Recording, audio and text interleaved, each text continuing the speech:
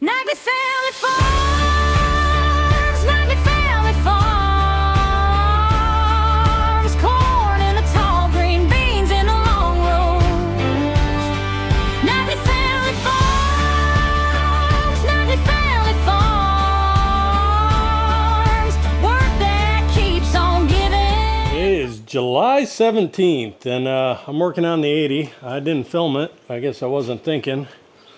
So I've been having issues with the pony motor. Every summer I do. There's a jet down at the bottom of the bowl down in here on the inside that I have to take out every year. It gets full of crud. Clean it out. I really should buy some non-ethanol gas for this pony motor because it don't get used very much. I took it apart. I should have filmed it. Never thought of it. I was just busy. But I cleaned it out. And the needle wouldn't come out of the seat. Took the float off, defied gravity, wouldn't come out. I did get it out with my pliers. It looked okay, put it back in. I got it to move with the float, put the carburetor back together. No dice. Actually ran worse. If I'd tap on it, I had the air filter off here. If I'd tap on the bowl, it would speed up. But it would eventually run out of gas. Tap on it again, it would run. So I went and got some Seafoam. I probably got a 50-50 mix. She runs like a wild ape now. I don't like how tight the clutch is. So I got the cover off here. I think I need a 7/8 wrench here. Check it out, see if that's what I need. Yep. So I'm just going to back it off one space. There we go. Now we'll go test it. We may have to do more.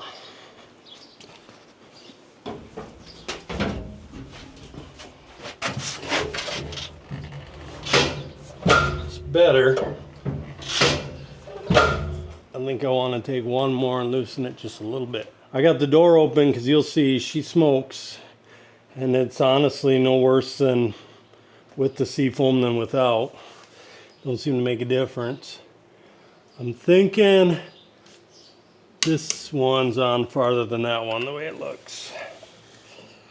So I'll take this key out, castle nut.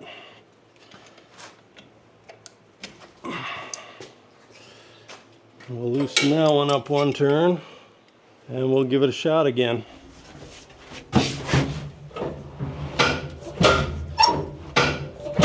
I like that a lot better.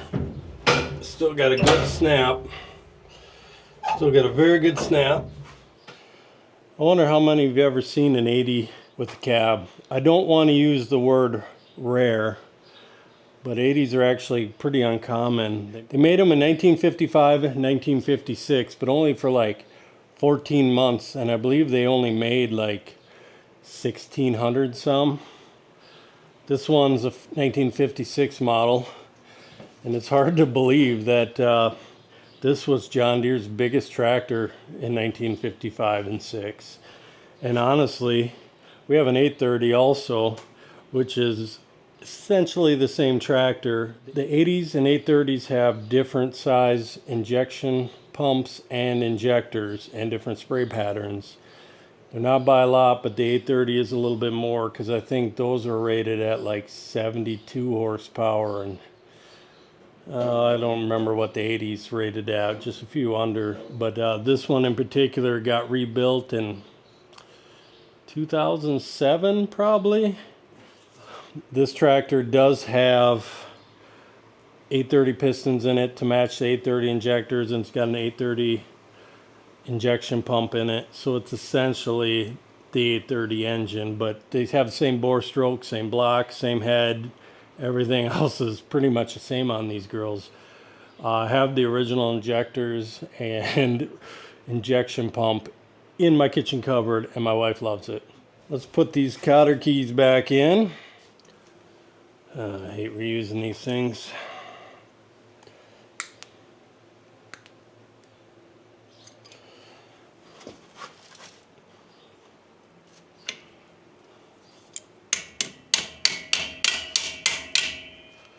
I was taught in school to never hammer with anything but a hammer.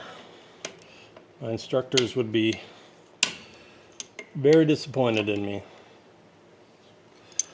And the other one broke apart, so I need to get a different one. I just got to cut it to length with my dikes. Something like that ought to work.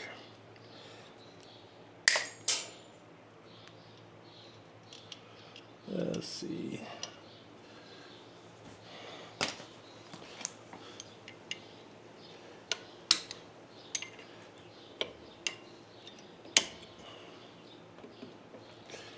There. Now we'll put the cover back on. Put these tools away quick here. She's a bit warm today. It's got to be in the 90s. 100% humidity. Pretty warm for around here anyways. Let's see. Where's my mark? I got a mark. So there's my mark. Timing mark, so it goes together the way it came. Otherwise you can really fight them.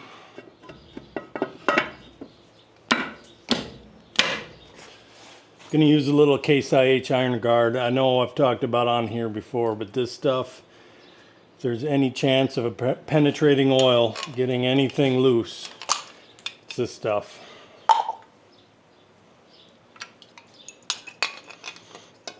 Best soaking material out of a can that I've ever used.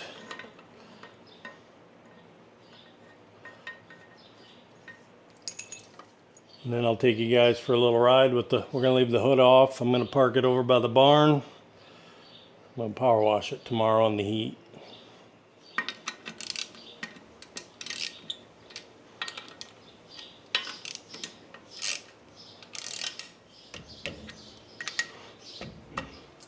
I'm going to give you guys a nice little crash course on how to operate this beast. I doubt that there's too many of you out there that have had any experience with one of these. So we got our gauges, the tack, which this one don't work, the fuel gauge here, and you actually have to push this button to make the fuel gauge work, because when this thing's running, the diesel engine's running, there are no electrical devices running. There's zero current being used unless you turn on the lights. Okay, your amp gauge, your oil pressure gauge, your water gauge. This button here is to start the pony. You got your traditional 2-cylinder switch, and then you got your gas and your throttle and your choke for the pony. The pony motor is a 19 cubic inch engine, 4-cylinder, V4. This lever here is your decompression lever for the diesel engine. This is to engage the pony motor into the diesel flywheel. You got your standard big dog transmission here. You got first, second, third, and fifth. Here you got reverse, fourth, and sixth. You got these brakes that you can put pressure on with your toe to lock them. And I don't know what this is for, but it's there. Before we started here, I want to show you guys a couple other cool features about this pony motor. So like I said, it's a mess. It needs to be cleaned up. It's not in prime condition, but it runs well. The 831 dropped a valve. That's a whole nother story. I do have a parts one that I've robbed parts off of. But so this pony has its own water pump, and it's plumbed into the diesel engine, so it actually pumps water out of the diesel engine into through the pony, and then it comes back out into the block here. And I don't know, bypass or what this is, but this also goes into the radiator. So when you're in cold months, the pony engine will actually warm up the diesel engine, because there's no block heater on this thing. And one other cool feature, but you got this pipe, and you actually have, this is your air intake for the diesel engine. So the pony exhaust runs through here, and in the intake for the diesel engine where it goes into the head, there's actually, this pipe goes through the center of this diesel intake, so it warms the air up inside here.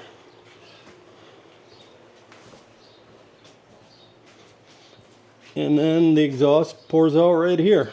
And as you can see, back in the day, in the 50s, they didn't worry about the environment like the modern day people do. So be prepared. This is going to be intense.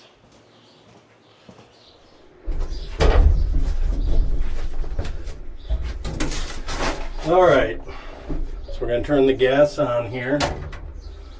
Turn the ignition switch on. We got our light. So now, let's push the starter button.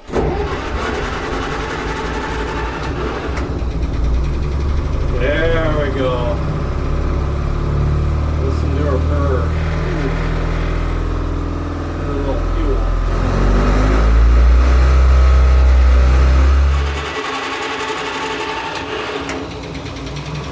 There we go. Listen to her purr. Her little fuel.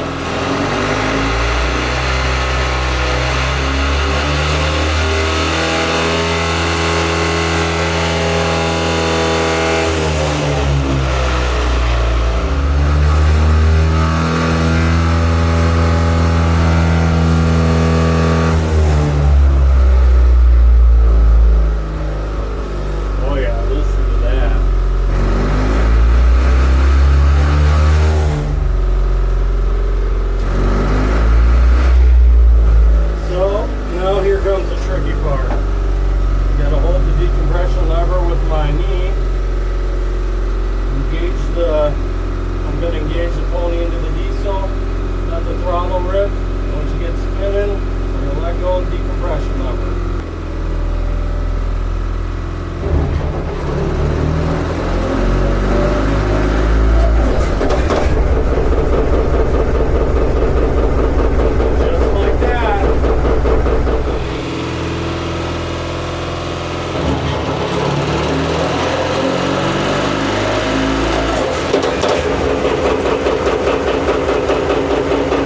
Just like that.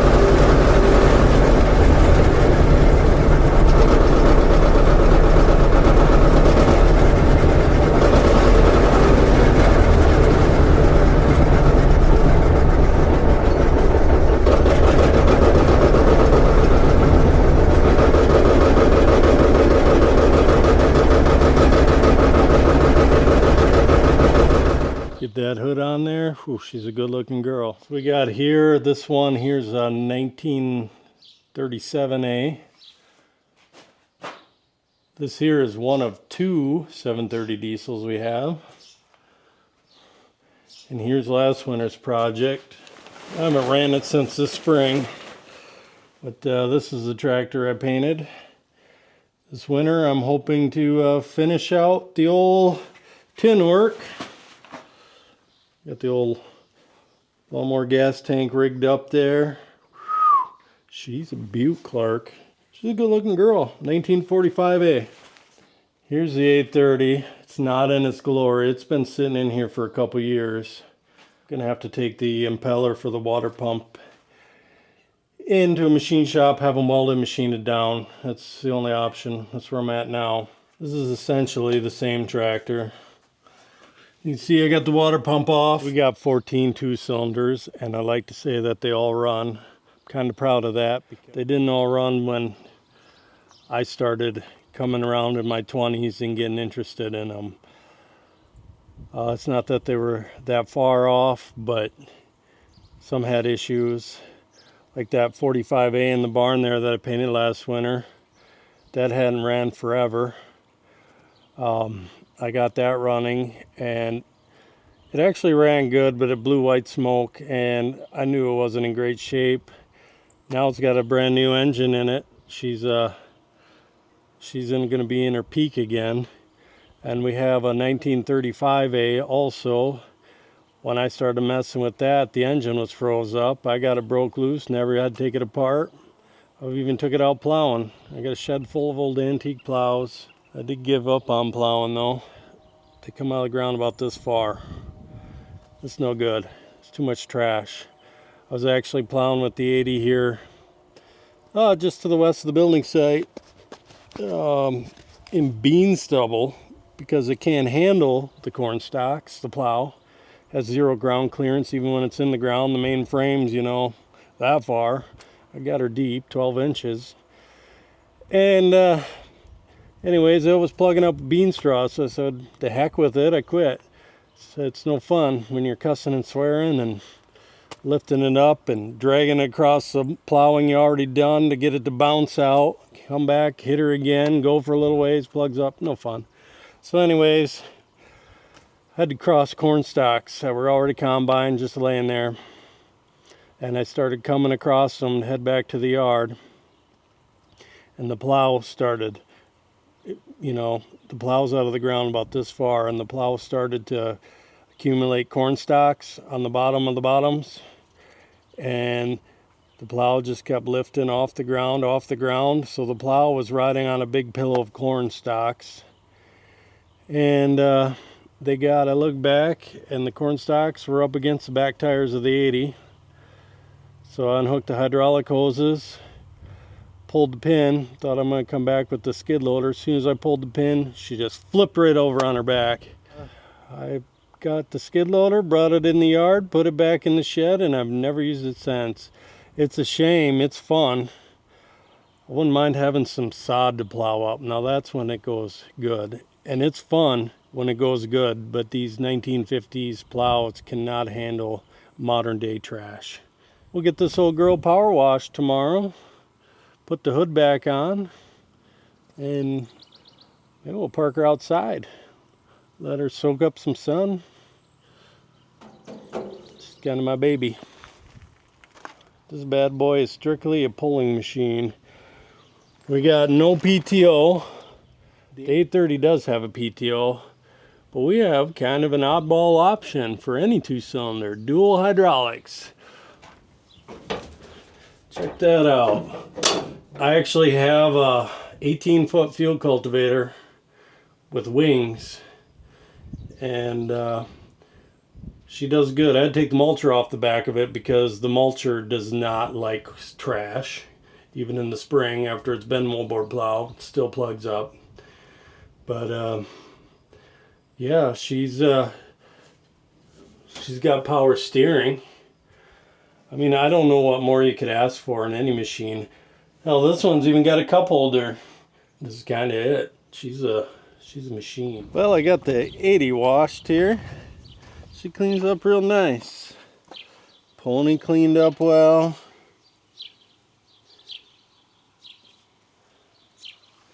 And she cleaned up pretty nice.